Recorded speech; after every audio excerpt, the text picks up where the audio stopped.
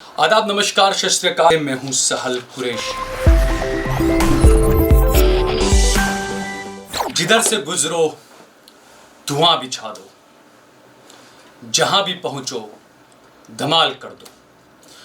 तुम्हें सियासत ने हक दिया है, हरी जमी को तुम लाल कर दो।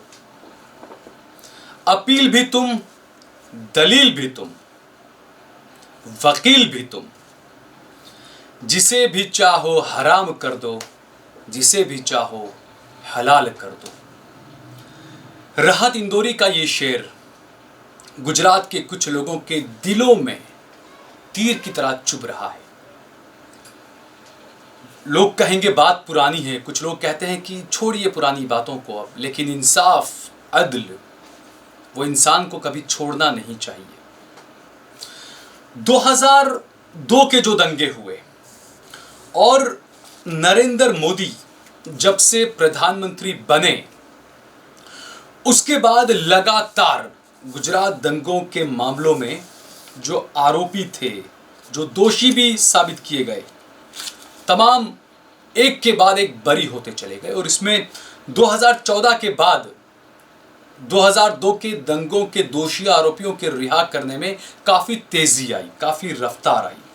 2014 के बाद ये चीजें बहुत होने लगी। और आप सोचिए कि अगर आपकी आंखों के सामने आपके परिवार को उजाड़ देने वाले कोर्ट से बरी होकर आ जाएं, आपने खुद ने जब देखा था कि आपकी आंखों के सामने क्या क्या हुआ था, और वो कोर्ट से बरी होकर आ जाए, या उसको बिल्किस के आरोपियों की तरह, दोषियों की तरह सजा सुना दी जाए और उसके बाद सरकार उन्हें रिहा कर दे, वो आपके आंखों के सामने आए कि उन्होंने आपका बलात्कार किया, उन्होंने आपके घर के 6 लोगों की हत्या कर दी, उन्होंने आपके 3 महीने के बच्चे को उठाकर कुचल दिया, वो आपके सामने आकर खड़े हो जाएं, तो आप क्या करेंगे? आप क्या सोचेंगे? आप सोच कर देखिए। गुजरात का मुसलमान वही फील कर रहा है, वही महसूस कर रहा है। एक के बाद एक अलग अलग 9 मामले थे, एक के बाद एक सब मामलों में सब बरी हो गए। और ये अपनी पिछले 21 साल की जो लड़ाई रही इंसाफ की, ये लोग इंसाफ मांग रहे थे पिछले 21 साल से। वो अनभक्तों की तरह एनकाउंटर की मांग नहीं कर रहे थे, वो अदालत से इंसाफ मांग रहे थे कि हमें इंसाफ मिल जाए।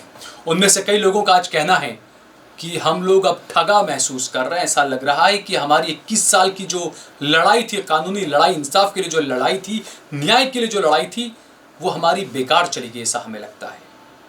ये पीड़ितों का कहना है। मुस्लिमों से नफरत का एक पर्यायवाचक शब्द बन चुका है अब जय श्री राम, ऐसा लगता है। बिल्कुल, भगवान जय श्री राम जो थे वो एक अलग पूरा उनका वो रहा है। और जैसे वो कहा गया था ना, अच्छा आतंकवादी, बुरा आतंकवादी, चीजें हुई थी, ऐसे ही अब ऐसा लगता है कि अच्छा हिंदू और बुरा हिंदू, ये अब डिवाइड होने लगा है सारी चीजें। भगवान श्री राम, पुरुषोत्तम राम उन्हें कहा गया, उनकी एक अलग इमेज, अलग छवि, अलग चीजें उनके बारे में बताई गई। लेकिन आज के दौर में जय श्री राम के नारे का इस्तेमाल सिर्फ मुसलमानों से नफरत करने के लिए किया जा रहा है। भगवान जय श्री राम के नारे को मुसलमानों से नफरत का एक पर्याय शब्द जो है वो बना दिया गया है। और जैसा मैंने बताया कि 2014 में मोदी जब से प्रधानमंत्री बने, उसके बाद से 2002 के दंगों से जुड़े ज्यादातर आरोपियों को रिहा करने का सिलसिला शुरू हो गया। जो पहले दोषी पाए गए उन्हें भी बरी कर दिया गया। नरेंद्र मोदी को तो पूरी तरह से क्लीन चिट दे दी गई।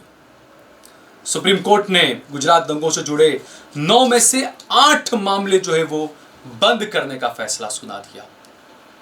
9 मामले चल रहे थे और 8 मामले उसमें से बंद करने का फैसला सुना दिया गया। जबकि 1984 के जो दंगे हुए, उसका मामला आज तक अदालतों में चल रहा है। अब ऐसे में 2002 के दंगों के मामलों को बंद करने की सुप्रीम कोर्ट में इतनी जल्दबाजी क्यों हुई, यह भी एक सवाल है। तो 1984 के दंगों के मामले आज तक चल रहे हैं, 2002 के दंगों के मामले गुल, बंद कर दिए गए। और हिंसा के बदले हिंसा को जायज ठहराने कर जो है वो ये जो कहा गया कि ये क्रिया की प्रतिक्रिया है, यही हमारे लोकतंत्र पर धब्बा है। यही हमारे लोकतंत्र को कमजोर करने वाली चीज है कि जहां पर आप हिंसा के बदले हिंसा को आप जायज ठहरा रहे हैं और आप उसे क्रिया की प्रतिक्रिया बता रहे हैं, तो ऐसे में तो अगर पहलू खान का बच्चा अगर AK-47 लेकर मारने आ जाएगा तो उसको आप ये कहेंगे कि क्रिया की प्रतिक्रिया है, इसके बाप को हिंदू गुंडों ने मार दिया था इसलिए इसने बंदूक उठा लिया हाथ में, ये कहेंगे आप? सही मानेंगे आप उसको? मैं तो सही नहीं मानूंगा। तो ये जो क्रिया की प्रतिक्रिया जो लोग कह रहे हैं ना, उन्हें इस बात को समझना चाहिए। 59 कार सेवकों को जलाकर मारा गया 27 फरवरी 2002 के दिन। और उसी के बाद कई लोगों ने यह भी कहा कि ये जो ट्रेन जलाई गई या जली या जो भी, इसको एक साजिश बताया। कई लोगों ने, मुसलमानों ने ही नहीं, कई हिंदू भाइयों ने भी इसे साजिश बताया कि जो 59 कार सेवकों को मारा गया था वो एक साजिश थी। और कई लोगों ने गुजरात के 2002 में जो हुआ उसे दंगा नहीं कहा, उसे मुसलमानों का नरसंहार कहा। कुछ लोग ये मानते हैं, मुसलमान नहीं, कई हिंदू मानते हैं इस बात को। और कार सेवकों की लाशों का इस तरीके से इस्तेमाल किया गया, जो 59 कार सेवकों को जलाकर मारा गया, जिनकी बहुत बुरी तरीके से विचारों की उनकी हत्या हुई, हमारी संवेदना उनके साथ हमेशा है। गलत हुआ क्योंकि एक इंसान की मौत पूरी इंसानियत की मौत होती है। तो ये जो कार सेवकों की जो लाशें थी उसका इस्तेमाल एक प्रतीक के तौर पर किया गया था। हर हिंदू के घर में उन जली हुई लाशों की तस्वीरें पहुंचाई गई थी। किसने पहुंचाई थी? किसके कहने से पहुंचाई थी? ये आज तक बड़ा सवाल है। कोर्ट में तमाम चीज़ों को पता नहीं क्यों नज़रअंदाज कर दिया गया और प्रत्येक हिंदू के घरों में ये चीज़ें पहुंच गई। और कई लोगों ने, आज भी कई लोग इसे मानते हैं कि ये राज्य सरकार द्वारा प्रायोजित दंगा था, गुजरात 2002 का दंगा। और कई रिपोर्टें ऐसी भी आई कि पुलिस ने प्रताड़ितों को सुना ही नहीं और उनके मामले भी दर्ज नहीं किए। कई खबरें ऐसी भी आई थी, कई रिपोर्टें ऐसी भी आई थी कि पुलिस ने मामले दर्ज नहीं किए। और कई जगहों पर यह खबरें भी आई कि सबूत ही मिटा दिए गए। अब ये मैं इसलिए कह रहा हूं कि सबूत ही मिटा दिए गए। आज 21 साल के बाद कोर्ट यही कह रही है कि सबूत ही नहीं है किसी के खिलाफ, इसलिए इन्हें बरी कर दिया जाता है। कहाँ पर कहीं 99 मुसलमानों को मारा गया, कहीं पर 11 मुसलमानों को जला के मारा गया, कहीं पर 35 मुसलमानों को जलाकर मारा गया। एक घर में तो ये था कि एक घर के अंदर तकरीबन 250 लोगों को वहाँ पर था। 50 मुसलमान दंगों के वक्त जब दंगे शुरू हुए तो 500 मुसलमान एक घर में जाकर बंद हो गए। आप सोचिए, ये जानवरपना, ये हदें पार। कई लोगों को ये बातें नहीं पता कि जब दंगे से बचने के लिए 50 मुसलमान जब एक घर में जाकर घुस के बंद हो गए तो कुछ गुंडों ने उस मकान के अंदर बिजली के तारों का करंट छोड़ा और मुसलमान जलकर मर गए। ये भी हुआ था 2002 के दंगों के अंदर। सब याद रखा जाएगा और सब याद रखा जाना चाहिए, भूलना नहीं चाहिए। इंसाफ के लिए दंगा नहीं करना है। हम ये नहीं कहेंगे कि क्रिया की प्रतिक्रिया, इंसाफ, अदल, न्याय, ये चीजें हैं जिस पर हमारा संविधान टिका हुआ है। ये वो चीजें हैं जिससे हमारा संविधान हमें मजबूती देता है। और किसी भी देश के लिए सिर्फ सड़कें बना देना, फ्लाईओवर बना देना, गार्डन बना देना, सिर्फ यही विकास नहीं होता है। इंसाफ देना, इंसाफ दिलाना, ये होता है विकास। और जहां पर न्याय प्रक्रिया सही नहीं होगी तो वहां पर आतंकवादियों को अपना पांव घुसाने की बहुत अच्छे से उनको जगह मिल जाती है। इस बात को भी समझना होगा। अब जब दंगे हुए, जो तमाम चीजें हुई, कई जगह सुबुतों के मिटाने की बातें आई, और ये सब होने के बाद हालांकि 2006 के आसपास जब सुप्रीम कोर्ट में ये चीज़ें हुई तो लोगों को एक न्याय की उम्मीद जागी थी कि हाँ चलो सुप्रीम कोर्ट इस मामले में कुछ कर रहा है। सुप्रीम कोर्ट ने 2006 में तकरीबन 594 मामलों को दोबारा खोला और 600 लोगों को जेल जाना पड़ा था। अब कई जगहों पर यह हुआ कि बिल्किस के गुनहगारों को सजा तो हुई, सुप्रीम कोर्ट ने सजा दी उनको भी, गुजरात की निचली कोर्टों ने नहीं, सुप्रीम कोर्ट ने उनको सजा दी। लेकिन वो भी मोदी सरकार ने उन्हें भी रिहा कर दिया। 11 आरोपी थे जिन्होंने बिल्किस बानो का बलात्कार किया था और बिल्किस बानो के परिवार के 6 लोगों की हत्या कर दी थी। सुप्रीम कोर्ट ने सजा सुनाई लेकिन मोदी सरकार ने उन्हें रिहा करवा दिया आज़ादी के नाम पर। अब 2008 में गुजरात दंगों की छानबीन के लिए सुप्रीम कोर्ट ने एक SIT बनाई थी और कहा कि इसकी पूरे तरीके से, अच्छे तरीके से छानबीन की जानी चाहिए। लेकिन सवाल अब ये उठ रहे हैं कि SIT बनाने में भी सुप्रीम कोर्ट को 6 साल क्यों लगे? उस वक्त की सरकारें क्या कर रही थी। मोदी जो कहते हैं कि कांग्रेस सरकार ने मुझे फंसा दिया, जबकि कांग्रेस ने तो 6 साल तक एसआईटी तक नहीं बनने दी, केंद्र में सरकार थी कांग्रेस पार्टी की। तो ये चीजें लोगों को समझनी चाहिए कि न्याय आपसे कितना दूर जा रहा है। आपको एक ताकतवर के सामने लड़ने के लिए कितनी परेशानियों का सामना करना पड़ता है, यह आप जाकर पूछिए बिल्किस बानो के घर वालों से, या आप जाकर पूछिए कांग्रेस के सांसद रहे एहसान जाफरी की पत्नी से, बड़ी पत्नी ज़किया जाफरी साहब जाकर पूछिए। यह सवाल उठना लाजमी है। एक इन्वेस्टिगेशन टीम सुप्रीम कोर्ट ने बनाई और कुछ मामले उन्होंने दर्ज किए, लेकिन हैरानी की बात है कि जब एसआईटी बनाई गई, ये तमाम चीजें हुई, तो इन्वेस्टिगेशन टीम ने बीजेपी नेताओं के, उस वक्त के पुलिस अधिकारियों के, उस वक्त के आरएसएस के नेताओं के और हिंदू संगठनों के जो नेता थे, उनके कॉल रिकॉर्डिंग की छानबीन से ही साफ इनकार कर दिया। वहीं से पता चल जाता था कि इंसाफ कैसा होगा। क्यों इनकार किया, किस लिए इनकार किया, नहीं पता। इन्वेस्टिगेशन टीम बनी, यह कहा गया कि हम जांच करेंगे बहुत बारीकी से, लेकिन शुरू में यह कर दिया कि हम बीजेपी नेताओं के बयान, उस टाइम पे पुलिस अधिकारियों के बयान, हिंदू संगठनों के नेताओं के बयान, इसकी रिकॉर्डिंग, माफ कीजिएगा, इनके रिकॉर्डिंग वगैरह जो है, कॉल रिकॉर्डिंग वगैरह, उसकी छानबीन हम नहीं करेंगे। साफ इनकार कर दिया था। आरोपियों को जमानत पर छोड़ दिया गया, गवाहों को सुरक्षित रखने का कोई इंतजाम भी नहीं किया गया और आरोपियों को छोड़ दिया गया। हमने देखा पिछले दिनों बिल्किस के देवर पर, बिल्किस के मामले में जो गवाह थे उस पर भी हमला हुआ, उसके बेटे पर हमला हुआ। तो कई चीजें सवाल खड़े करती। 2006 में ज़किया जाफरी गुजरात दंगों की उन्होंने एक इस मामले को बड़ी साजिश बताया और 2006 में नरेंद्र मोदी के खिलाफ जो है वो एक मामला दर्ज किया गया साजिश को लेकर। लेकिन एक लंबी सुनवाई यहाँ पर हुई, एक लंबी मामला ये चला, लेकिन 2022 में मोदी को क्लीन चिट दे दी गई। क्लीन चिट कैसे दी, क्यों दी, ये कई चीजें सवाल उठ रहे हैं। अब यह भी है कि क्या एसआईटी की जो क्लोजर रिपोर्ट और निचली अदालतों के फैसलों से ही मोदी को दंगों से जुड़ा होने के आरोपों से क्या मुक्ति मिल जाती है, ये बड़ा सवाल है दोस्तों। क्योंकि यह भी सवाल उठा कि जब दंगे हुए थे, नरेंद्र मोदी को दंगा पीड़ितों की जगहों पर पहुंचने में, इलाकों में पहुंचने में 5 दिन कैसे लग गए। कई लोग ये भी कहते हैं कि जहां पर भी दंगा होता है, अगर आधे घंटे के अंदर अगर वहां पर पुलिस नहीं पहुंचती है, तो इसका मतलब यह होता है कि वो दंगा राज्य सरकार का प्रायोजित दंगा है। ये लोगों की मानसिकता बन चुकी है। कुछ लोगों ने बातें कही है कि ये माना जाए, क्योंकि पुलिस कहीं भेजना किसी भी सरकार के लिए बड़ी बात नहीं है। 5-5 घंटे हो गए दंगों में, लोग मरते रहे, काटे गए, जलाए गए, पेट चीर कर बच्चों को निकाला गया, पुलिस नहीं पहुंची। बड़ी हैरानी की बात। इस मामले में भी इन्वेस्टिगेशन टीम ने कुछ नहीं किया, सबूत नहीं मिले।